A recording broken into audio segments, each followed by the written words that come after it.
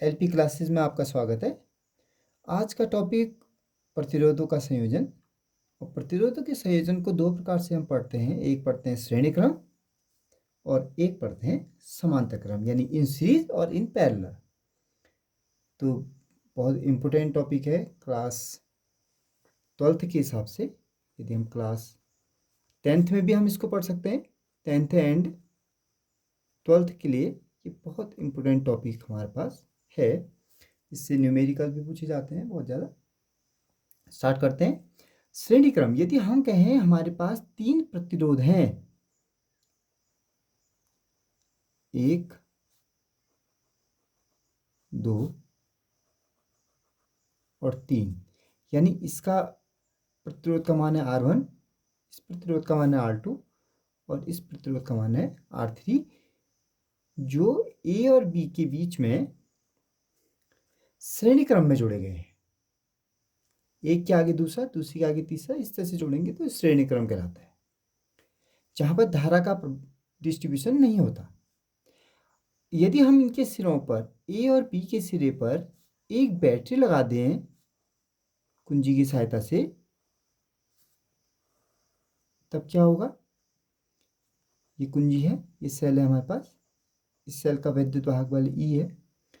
अब यदि इस सेल को ए और बी के सिरों के बीच 3 प्रतिरोधों के साथ जोड़ दिया गया है, तो ए और बी के बीच का विभवांतर कितना होगा? वो हो जाएगा V,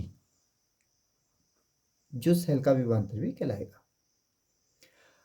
अब देखिए, जैसे ही कुंजी ऑन करेंगे तो यहाँ से धारा प्रवाहित होगी। माना धारा कितनी प्रवाहित हो रही है? I।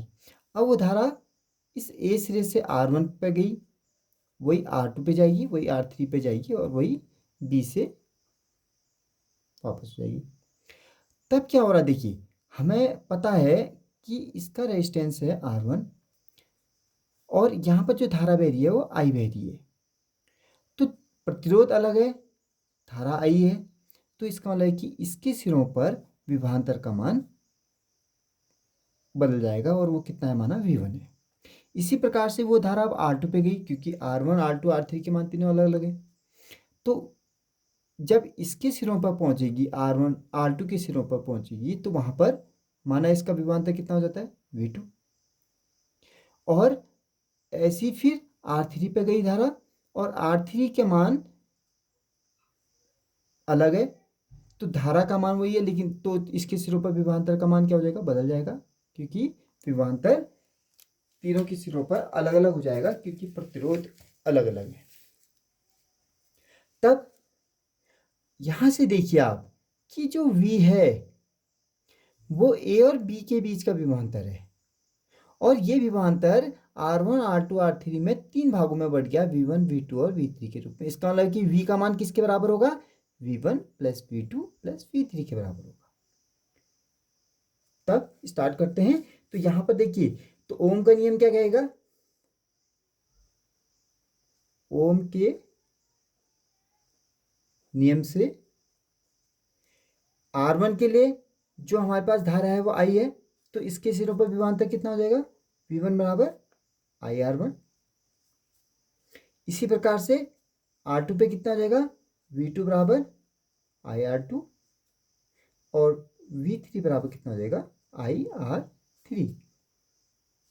क्योंकि A व B के बीच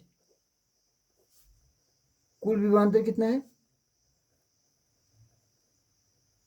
V है। तब V बराबर क्या लिख सकते हैं? अभी बताया था V1 plus V2 plus V3, क्योंकि V 3 भागों में बढ़ चुका है, V1 plus V2 plus V3।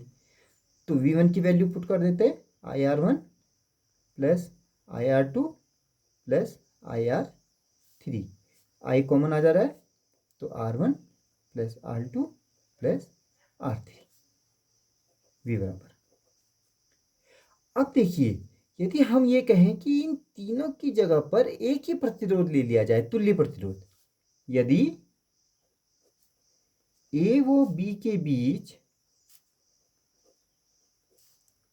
का तुल्य प्रतिरोध R हो, तो चित्र कैसा बन जाएगा हमारे पास?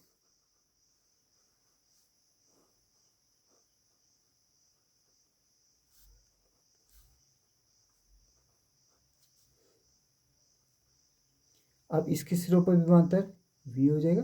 अब देखिए ये जो धारा प्रवाहित हो रही है I, तो यहाँ पर ओम का नियम लगाएंगे तो क्या होगा? V equal to I R हो जाएगा सीधे सीधे। तो यहाँ पर हो जाएगा V equal to I R. इस चित्र को आप नहीं भी बनाते हैं एग्जाम में तो चल जाता है, इसी चित्र से हमारा काम हो जाता है। तो यहाँ पर देखिए ये हो गया। अब ये हमने समीकरण 1 ले ली थी ऊपर, ये हमारे पास समीकरण 2 आ गई। तो समीकरण 1 और 2 से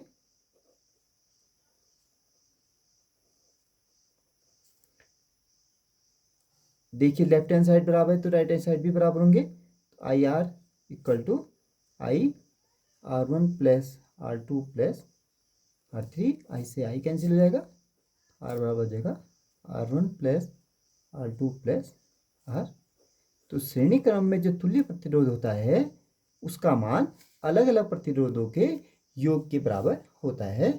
इसका मतलब कि आर का मान सबसे अधिक वाले प्रतिरोध R1 R2 R3 में जो सबसे ज़्यादा होगा उससे भी उसका मान क्या होगा? सबसे ज़्यादा होगा। और एक चीज़ और ध्यान रखिएगा, श्रेणी क्रम में धारा जो होती है वो नियत होती है, वो बदलती नहीं है।